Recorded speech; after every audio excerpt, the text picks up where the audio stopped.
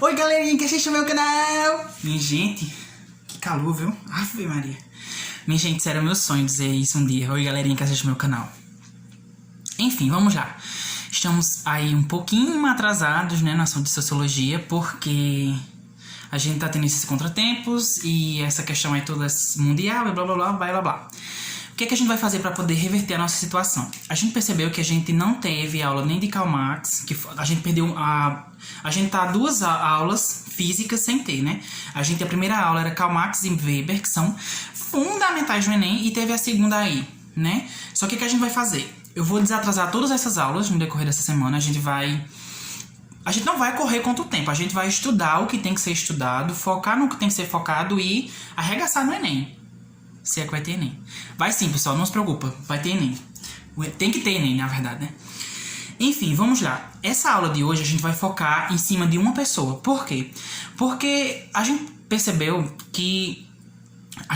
eu percebi, você já me deve ter percebido, que na aula presencial a gente vê que o tempo, ele às vezes acaba sendo até pouco, né, para o conteúdo. E é o que vai acontecer para a aula que a gente não teve, porque assim, a gente deveria ter tido aula de Max Weber e Karl Marx, que são criaturas topíssimas na sociologia, mas não só por isso, porque, tipo, eles são 2 sociólogos que são muito recorrentes no Enem. Então eu vou dar a devida preocupação, eu vou dar a devida importância a eles dois da seguinte forma. Hoje eu vou gravar o vídeo só de Karl Marx, porque, minha gente, é muita coisa sobre Karl Marx que a gente precisa se atentar, é muita coisa sobre Karl Marx que a gente precisa aprender para poder chegar lá e arregaçar, porque, como eu já falei uma vez, Karl Marx, ele é muito recorrente no Enem. Então vamos lá à nossa aula. Primeiro, a gente precisa, quando a gente vai estudar Karl Marx, a gente precisa manter um certo distanciamento de Karl Marx. Por quê? Porque Karl Marx, ele vai ser um autor que ele vai despertar paixões e ao mesmo tempo decepções. Existem pessoas que amam Karl Marx. Menina, aqui tá fazendo calor. Sim, eu tô me sentindo Débora Aladdin, né? Aí eu aqui, Débora Aladdin. Daqui a pouco eu já estou com um monte de dinheiro do YouTube. Andando de Hilux. Vamos lá, pessoal. Karl Marx, ele vai ser um autor, ele vai ser um sociólogo que ele vai provocar uma dualidade. Muita gente vai gostar, muita gente também vai odiá-lo, porque ele vai propagar uma ideologia, ele vai construir um pensamento que vai causar muitas discussões na nossa sociedade, né? Então, a gente precisa estudar Karl Marx utilizando o método que a gente aprendeu em sala. Qual foi o método que a gente aprendeu em sala, que a gente estudou em sala? O método de Emile Durkheim, que é o método que diz que a gente deve, quando a gente vai estudar uma coisa, quando a gente vai ver um assunto, a gente tem que ter um certo distanciamento. A gente tem que tratar aquele fato social, aquela coisa, aquela causa, né, como uma coisa, para que a gente consiga entender o que realmente está se passando ali e aprenda o conteúdo, né? A gente tem que ter esse certo distanciamento para poder estudar Karl Marx. Então, vamos lá. Para estudar Karl Marx, a gente precisa entender qual era o momento no qual Karl Marx está inserido. A gente tem que entender qual é o momento no qual Karl Marx surge. E a gente viu que quando a sociologia ela surge, né, ela vai surgir, um dos principais adventos que provoca o surgimento da sociologia é a Revolução Industrial, a primeira Revolução Industrial. E Karl Marx, ele vai surgir, ele vai nascer dentro da a segunda Revolução Industrial. Então, vamos aqui parar e pensar. Vamos aqui ver o que estava acontecendo naquele exato momento. Aonde? Europa. Né? Karl Marx, ele vai surgir lá na Europa. Vamos ver lá. A gente viu que na Revolução Industrial era tudo desorganizado, era bagaceira, criança trabalhava, mulher ganhava menos por ser mulher, a jornada de trabalho era de 16 horas para lá, e por aí vai. Na segunda Revolução Industrial, que é onde Karl Marx vai surgir, a gente vê que as crianças já não mais trabalham, a gente vai ver que a mulher vai ser um pouco mais valorizada na sociedade, não só na sociedade como também no ambiente de trabalho. Não que, ai meu Deus, a mulher é topíssima. Não, a mulher ela vai mudar, né? Ela vai lá ter sua mudança, ela vai sofrer lá sua coisa lá na sociedade, enfim. Mas o foco principal na segunda Revolução Industrial, as pessoas vão estar mais preocupadas com elas mesmas, entendeu? Vai ter uma certa diminuição da jornada de trabalho, ou seja, da primeira Revolução Industrial para a segunda Revolução Industrial, vai ter uma grande mudança ali nas relações de trabalho, nas relações de produção, que é uma palavrinha muito top, né? Prestem atenção nos termos que Karl Marx usa para poder classificar as coisas, porque cai aí na prova mais-valia, não sei o que de produção, blá blá blá blá blá, e você precisa entender o que é cada uma dessas coisas. Então, vamos lá que eu vou passar todos para essa nessa aula. Então vamos lá, a gente vê que Karl Marx ele vai surgir ali com o advento da segunda revolução industrial, onde o mundo está mudando, a concepção do homem está mudando, ele vai querer lutar por seus direitos, ele vai querer trabalhar e ganhar a quantidade certa, ele vai querer trabalhar menos, ele vai querer viver mais. Então é nesse ambiente que Karl Marx vai surgir e vai desenvolver toda a sua ideologia, todo o seu pensar. Vamos agora ver, né? Porque Karl Marx, quando ele surge, ele não surge do nada. Karl Marx não é tipo Eva e Adão lá no paraíso que surgiu do nada, né, minha gente? Brincadeiras à parte. Mas Karl Marx ele vai surgir através de influências. Quem eram essas influências que fizeram com que Karl Marx surgisse? São 4. São 4 as principais influências que vão compor o pensamento de Karl Marx, para Karl Marx lá desenvolver suas ideias, suas ideologias e por aí vai. A primeira de todas é Hegel. Hegel, minha gente. Eu lutei para poder escrever esse nome, porque a escrita é Hegel. Hegel. Ou Hegel. Só que a pronúncia é Hegel, né? E tipo eu, em inglês, só sei que love significa amor. Mas vamos lá. Eu nem sei se Hegel realmente é inglês ou é outra língua. Enfim, Hegel. O que era que Hegel tinha para contribuir para Karl Marx? Em que Hegel influenciou o pensamento de Karl Marx? Primeiro que Hegel ele vai desenvolver a dialética hegeliniana. O que é a dialética hegeliniana? Ela fala, né, que o mundo, que as relações sociais estão em constante mudança. A dialética de Hegel vai dizer que tudo está em mudança, que tudo muda, que a mudança ela é uma coisa permeável, é uma coisa que sempre vai existir. É uma coisa que sempre vai existir, é uma coisa que não é provocada. É algo que existe. Então, Karl Marx vai olhar a ideia de Hegel e vai dizer, não, isso aqui eu vou pegar como influência. Vou desenvolver a minha ideologia em cima dessa ideia que Hegel propaga, né? Aí, ele vai dizer que as modificações, eles são constantes. Mas tem uma coisa que Hegel fala que é muito top, que vai influenciar demais a ideia que Karl Marx vai espalhar para o mundo. Que ideia é essa? É a ideia de que duas visões contrárias entram em conflito. Ou seja, de onde foi que Karl Marx tirou essa ideia? De Hegel. Ele viu que Hegel, em um dos seus escritos, em um dos seus livros, falou: duas ideias contrárias entram em conflito, né? Que é o que Hegel vai chamar de tese e antitese. Tese e antitese, as duas vai fazer com que surja algo novo, mas é uma coisa esse algo novo, ele vai surgir fruto de um conflito. Tese, antitese. É a teoria dialética, né, proposta por Hegel. Né? Então vamos lá. Vimos a primeira. Qual foi a primeira influência de Karl Marx? Hegel. A segunda influência de Karl Marx vai ser Adam Smith. Né?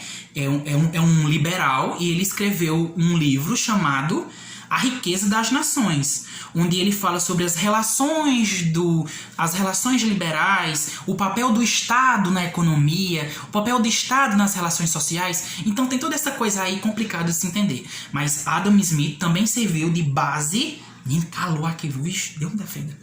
Então Adam Smith também serviu de base para Karl Marx, né? E a terceira vai ser o socialismo utópico francês.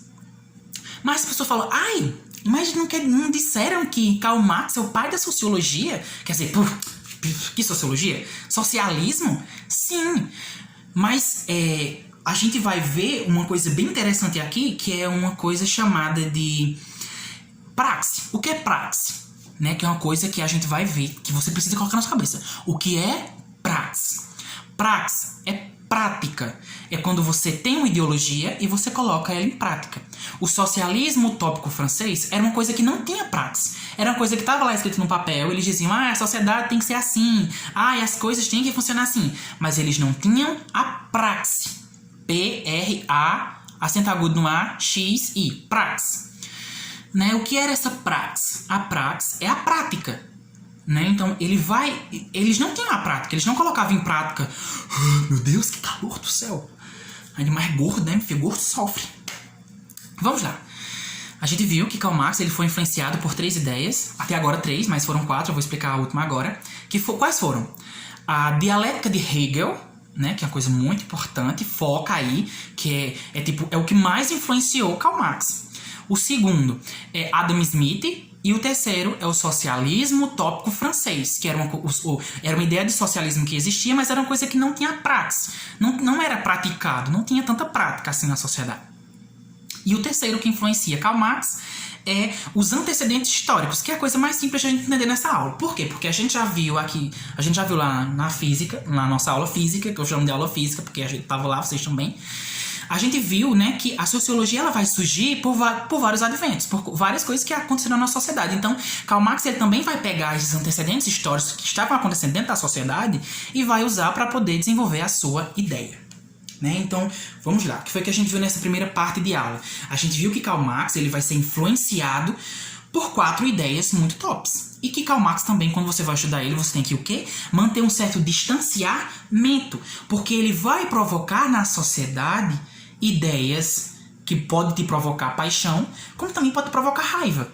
Porque Karl Marx ele vai ser contra o sistema. Karl Marx ele não gosta do sistema que a gente está exposto. Né? Então, vamos ter um certo distanciamento para que a gente entenda Karl Marx.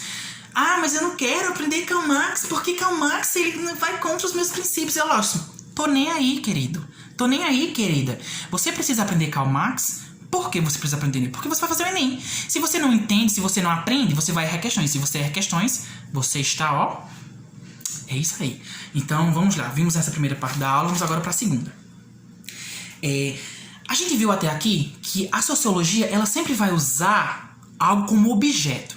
A gente viu que Emile Durkheim, o seu objeto de estudo vai ser o quê? O objeto de estudo de Emile Durkheim vai ser os fatos sociais. Como é que... Eu tô com vergonha já de tanto me abanar aqui. Qual é o objeto de estudo que Karl Marx vai utilizar? Primeiro que ele vai dizer que a sociedade, né, ele vai ver a sociedade e vai dizer, não, a sociedade, para ela ser estudada, ela tem que ser dividida. Então, vamos dividir aqui a sociedade em 2 partes, né? Uma parte dessa sociedade a gente vai chamar de base e a outra a gente vai chamar de topo. Por que base e topo? Primeiro que a gente vai classificar como se fosse uma pirâmide, minha gente. Isso aqui parece uma pirâmide? Espero que sim. Né? Karl Marx ele vai dizer que tem o topo da pirâmide e tem o topo, isso aqui é a base. Tem a base da pirâmide e o topo da pirâmide. Quem sustenta a pirâmide é a base. A base dessa pirâmide da sociedade, Karl Marx vai chamar de infraestrutura. É uma palavrinha que você precisa saber. Karl Marx vai chamar a base da sociedade de infraestrutura. E o topo ele vai chamar de supraestrutura. Vamos ver quem está na base, quem está no topo. Quem está no topo, ele vai chamar de... Essa base ele chama de base material. Quem está na base da sociedade é as relações de produção e o capital, que é uma coisa que ele vai explorar demais.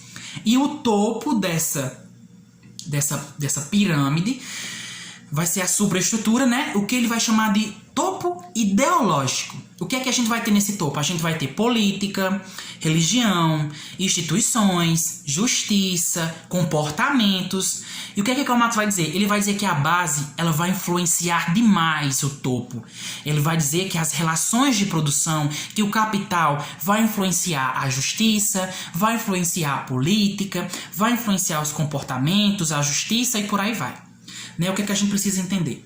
A gente viu que Durkheim, né, vamos aqui dar uma voltinha aqui, a gente viu que Karl Marx ele dividia a sociedade em 2 partes. Infraestrutura, supraestrutura.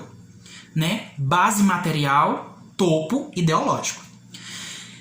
A gente viu que em Durkheim, o que é que Durkheim fala? Durkheim fala, a sociedade molda o indivíduo. A sociedade influencia o indivíduo. O que é que Karl Marx vai chegar e vai dizer? Karl Marx chega e diz, as relações de produção moldam os indivíduos. Ou seja, quem diz quem é quem são as relações de produções. Tá entendendo a ideia? Tá entendendo que Karl Marx ele vai contra essa posição de... Ai, calor. Ai. Tá vendo que Karl Marx ele chega e ele quer dar uma de bam? E realmente, é como eu falo pra vocês. Não adianta você estar na sociologia, chegar e falar algo. Você tem que chegar e provar. Simples, minha gente. Foi muito simples para Karl Marx chegar e provar que a sociedade não influencia o indivíduo. Ele chega e fala, olha, o que realmente molda o indivíduo são as relações de produção, né? Ai, calor. O que são essas relações de produção? Vamos agora para as relações de produção. As relações de produção é a mesma coisa que relações econômicas, né? Que formam a sociedade, a política, a justiça e comportamentos. Ai, calor.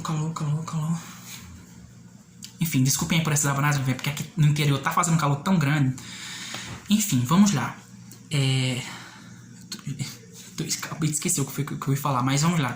Karl Marx, ele fala que quem influencia o indivíduo é quem? Quem influencia o indivíduo são as relações de produção, né? Vamos entender aqui mais um pouco sobre essas relações de produção. Deixa eu organizar aqui o meu material. Ai, cansado.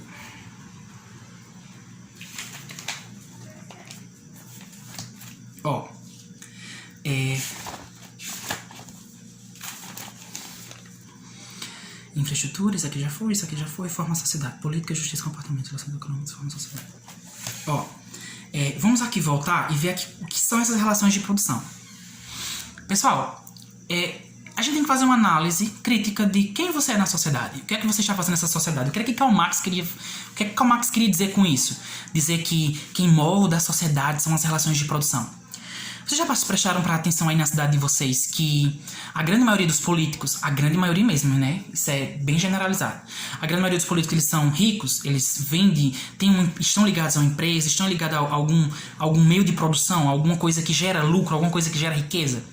Vocês perceberam que a justiça, né? Quando um pobre ele vai ser julgado, ele passa tipo 3 anos lá para ser julgado e tal, tem todo o processo burocrático. Comportamento também. O que era que Karl Marx queria dizer com essa questão? Porque Karl Marx estava certo. Karl Marx, né, ele disse, que eu estou repetindo a mesma coisa sem pegar um pontinho lógico para dizer assim, olha, é isso que está acontecendo comigo aqui agora. É o calor, minha gente, é o calor. Olha, vamos lá. Toda a sociedade é baseada em relações de produção. Porque já perceberam que uma prefeitura, cidade pequena, por exemplo, já perceberam que existem muitas pessoas que são efetivadas, existem muitas pessoas que trabalham em uma prefeitura, que estão ali trabalhando naquela prefeitura porque elas passaram em um concurso público e tal, né? E estão ali trabalhando porque conseguiram. Mas existe muita gente que trabalha em prefeitura, existe muita gente que arranja emprego em determinadas coisas pelo voto, né? Então, veja aí a influência que um emprego... Veja aí a influência que essa economia, que o dinheiro exerce na sociedade. Quando a gente pega essas relações de produção, a gente não tem que se apegar somente à empresa. Não se apega a uma pessoa em trabalhar, não. Se apega a dinheiro. Porque relações de produção é isso, é dinheiro. É quando você pode comprar alguém. É quando você consegue induzir alguém, quando você tem algo e você consegue induzir alguém por interesse. Então, relações de produção é isso. Não se apegue somente à produção, à indústria, não. Por exemplo, eu chego aqui, né, tenho aí R$100 e consigo...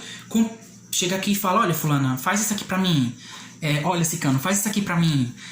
Então, isso é uma relação que a gente pode chamar de relação econômica. Então, vamos lá, vamos pegar esse conceito de relações de produção e transformar ele em relação econômica. Porque é mais simples da gente entender. Então, são as relações econômicas que moldam a nossa sociedade. É quem diz quem é quem diz quem vai ser, é quem diz quem foi. Entendeu? Então é isso que Karl Marx quer dizer. Ele quer dizer que o dinheiro é quem molda a sociedade. É o dinheiro que diz quem você é. É o dinheiro quem diz quem está embaixo. É o dinheiro que diz quem está em cima. Certo? É isso que Karl Marx quer dizer com as relações de produção. Não foca somente aí nesse negócio de industrialização, de empresa. Não. Foca nisso. Foca em dinheiro, né? Como eu falei para vocês aí algum tempo atrás. Nós estamos lutando, nós estamos estudando. Aquela frase que eu disse lá na sala, que eu disse assim, eu quero ser médico porque eu amo a medicina. Eu falei pra você que era por causa do dinheiro. Então Karl Marx ele só vem e revigora realmente aquela teoria que eu falei pra vocês. Ele vem e afirma que realmente é isso. A sociedade ela é moldada pelo dinheiro. Quem molda a sociedade é o dinheiro. Ai, calor. Pessoal, eu vou fazer o seguinte. Eu vou postar esse vídeo porque vai ser uma aula muito extensa. E vou dividir essa aula em várias partes, porque eu tô com medo de jogar esse vídeo no YouTube e, tipo, não dar certo. Então, eu vou jogar essa primeira parte do vídeo, e aí eu volto com a segunda e possivelmente com a terceira, porque vai ser uma aula bem extensa mesmo, é muita coisa pra gente aprender. Então, vamos lá. O que foi que a gente viu nessa aula? A gente viu que Karl Marx, ele foi influenciado por 4 tipos de teorias, que tá nessa aula. A gente viu também que Karl Marx, ele divide a sociedade em duas partes, a infraestrutura e a superestrutura.